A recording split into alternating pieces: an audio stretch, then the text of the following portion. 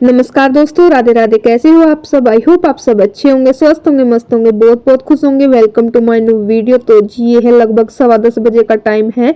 सुबह मैंने घर के जल्दी जल्दी काम खत्म किए क्योंकि मुझे डॉक्टर के पास जाना था। आपको पता ही है मेरे दांत में दर्द था, तो मैंने आरसीटी करवाई थी। तो आज फाइनल फिलिंग होने वाली है, तो हम पहुंच गए थे। ये हम वापिस आ रहे हैं। मैंने ज़्यादा कुछ शूट नहीं किया है, थोड़ा सा जाते टाइम किया था। अब ये आते टाइम का थोड़ा सा एक क्लिप निकाल ली थी मैंने। ये मेडिकल सेंटर आज हो गए क्लिनिक बन के। हाँ, तो हम आ गए डॉक्टर के यहाँ से। आज मेरी फाइनल फिलिंग होनी थी, वो हो गई। अब कैप लगेगी, बस उसके बाद काम खत्म। और ये है अगले दिन का वीडियो। बच्चे चले गए थे स्कूल और घर के मेरे सारे काम हो चुके थे और मैंने आज जल्दी जल्दी काम किया क्योंकि मुझे एक सूट की सिलाई करनी थी। यहाँ पे ये सूट लिया था मैंने, बटरफ्लाई वाला, आप देख रहे हो।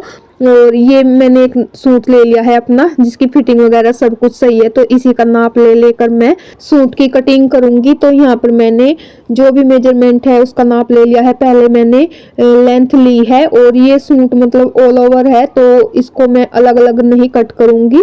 फ्रंट साइड बैक साइड एक साथ ही कट कर लूंगी। तो पहले तो मैंने जितनी मेरी लंबाई थी वो मैंने ले ली है और उसके बाद मैंने तीरा ले लिया है जितना मैं रखती हूँ। मेरी मतलब वैसे तो मैं पतली दिखती हूँ, लेकिन मेरे कंधे जो है चौड़ाई में ज़्यादा है, तो मैं 7 इंच ही अपना तीरा रखती हूँ और 7 इंच ही आर्म होल रखती हूँ। उसके बाद 1 इंच की गोलाई देकर मैं जो है निशान लगा दूंगी और फिर उसके बाद 7-7 इंच पर ही मैं फिटिंग के निशान लगाती हूँ, कमर के लिए और हिप के लिए।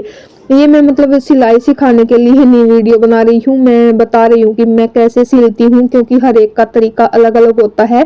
सब अपने अपने तरीके से सूट सिलते हैं, सिलाई करते हैं, कटिंग वगैरह भी अलग अलग तरीके से करते हैं।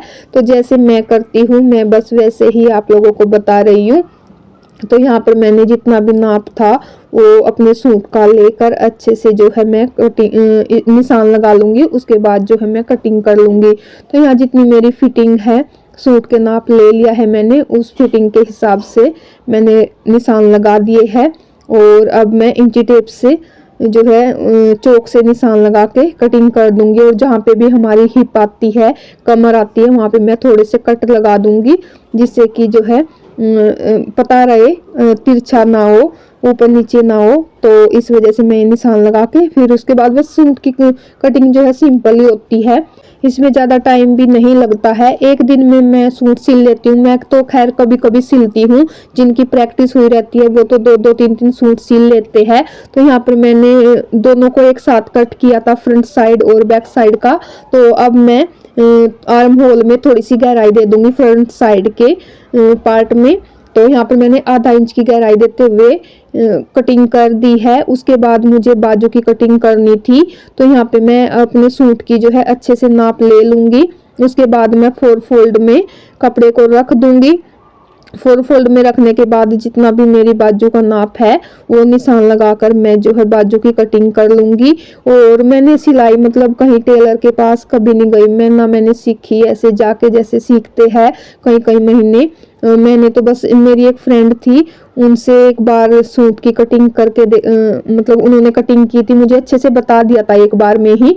तब से फिर किसी ने मुझे कपड़ा भी नहीं दिया, घर वालों ने। जैसे मुझे शौक था सिलाई सीखने का, लेकिन फिर किसी ने कपड़ा नहीं दिया, तो इस वजह से फिर मैं सिलाई ज़्यादा सीख नहीं पाई। बस ये है कुछ यूट्यूब से सीख लेती हूँ, कुछ जो मेरी फ्रेंड ने बताया था वो अब तक मुझे याद है। तो कभी कभार ही सिलती हूँ मैं अपने भी, वैसे तो मैं ज़्यादातर बाहर ही सिलवाती हूँ। बस जो सिंपल सूट होते हैं कभी कभी मन करता है तो सिल लेती हूँ। और यहाँ पर बाजू में वैसे तो ऐसे ही कट कर देती हूँ और वही मुझे ज़्यादा सही लगता है। लेकिन ये मैंने ऑनलाइन कुछ सामान मंगवाया था, इसमें बाजू का शेप भी था और जो ट्राउजर वगैरह सिलते हैं उसके भी शेप थे।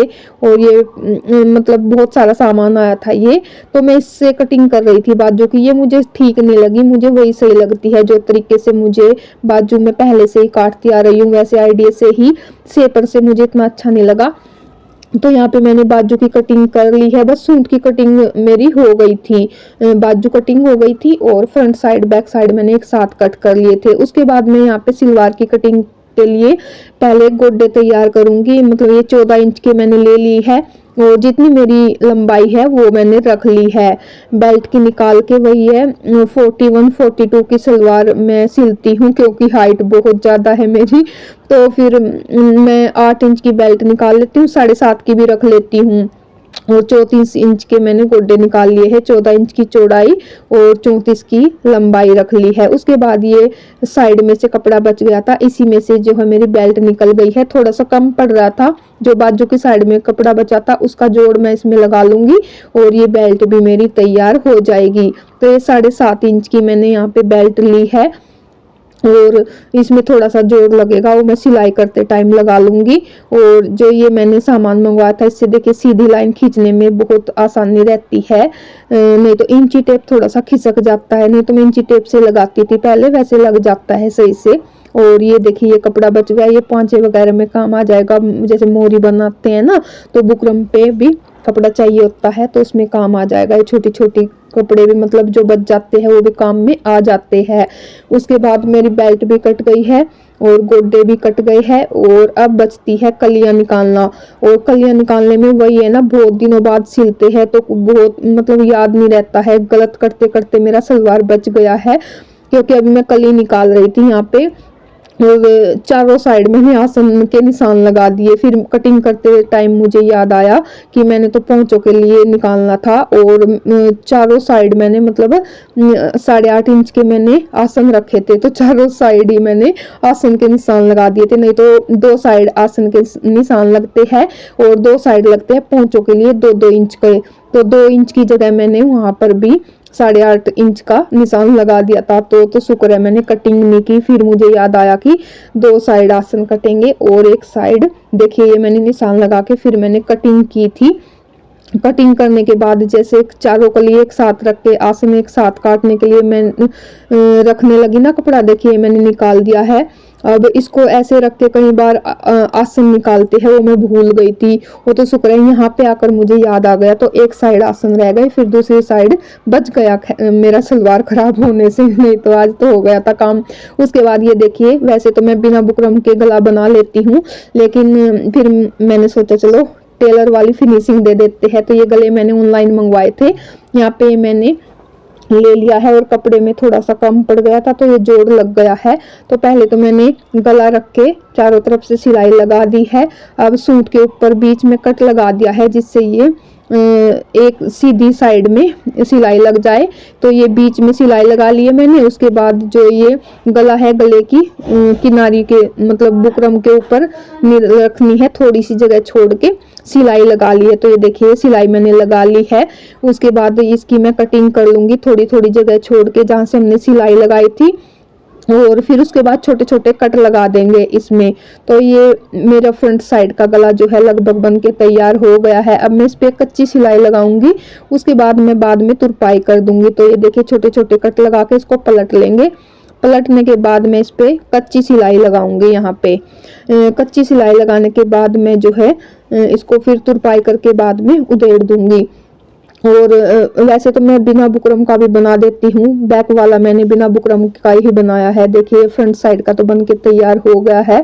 अब जो बैक साइड का है वो मैं बिना बुकरम का बनाऊंगी। वैसे तो मैं फ्रंट साइड का भी बिना बुकरम का बना देती हूँ, लेकिन फिर मैंने सोचा चलो इससे अच्छी फिनिशिंग आ जाएगी, तो मैंने एक गला लगा दिया है।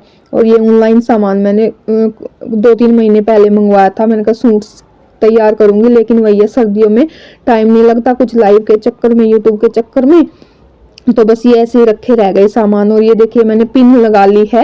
ये मैंने बिना बुकरम का बना रही हूँ ना, तो पहले कपड़ा कट कर लिया है, उसके बाद पिन लगाकर सेट कर लिया है, फिर उसके बाद सिलाई लगा दी है। सिलाई लगाने के बाद बीच में छोटे छोटे कट लगा के और ऊपर से जो है सिलाई लगा दिया कच्ची। उसके बाद बैक साइड पे मैं तुरपाई करती हूँ, तो फिर तुरपाई करूंगी मैं बाद में, जब पूरे सूट की करूंगी सिलने के बाद। उसके बाद फिर मैंने कंधे जोड़ दिए थे, और कंधे में फ्रंट वाला जो चौड़ाई में होता है ना गला, उसके ऊपर रख के जोड़ते हैं, तो उससे फिनिशिंग के साथ कंधे जुड़ जाते हैं। उसके बाद मैंने बाजू जोड़ दी थी, फिटिंग की सिलाई लगा दी थी और तुरपाई की भी। अभी देखिए प्रेस नहीं हुई है और ना ही तुरपाई की है मैंने, ऐसे ही मैं पहन के देख रही थी। और थोड़ा सा लूज है, थोड़ी सी और फिटिंग लगानी पड़ेगी इस पे, मुझे लूज लग रहा है थोड़ा सा। तो खैर कोई बात नहीं, इसमें एक एक और फिटिंग की सिलाई मैं लगा दूंगी अंदर से, क्योंकि गर्मियों का है ना और थोड़ा सा कपड़ा भी ऐसा ही है ये, थोड़ी सी फिटिंग देनी पड़ेगी इस पे। तो ये देखिए सूट तो मेरा बनके तैयार हो गया है, अब मैं सिल लेती हूँ सलवार।